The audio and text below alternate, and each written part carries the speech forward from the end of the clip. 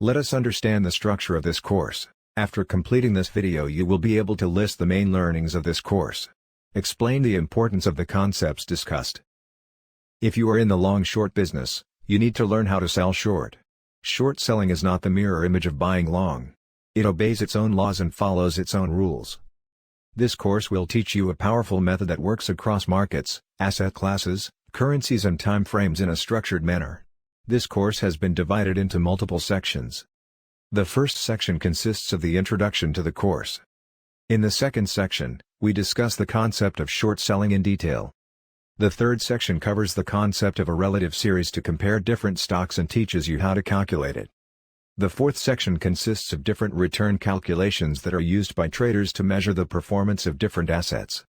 Then in the fifth section, we discuss the drawbacks of using valuations in a long-short model and understand what a regime definition is.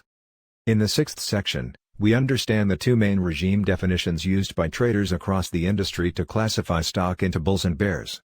After this, in the seventh section, we will discuss a novel idea called the floor and ceiling method, which is closer to real-life regime-based trading. In the eighth section, we will compare the performance of different regimes discussed in the course. In the ninth section, we will learn to classify stocks into bulls and bears and then create a strategy to test our understanding. In the 10th section, we will learn about position sizing and create a strategy to further solidify our learnings. In the 11th section, we will learn the different metrics used to measure how good or bad a strategy is. This course has been structured to help even a novice trader grasp the concepts easily.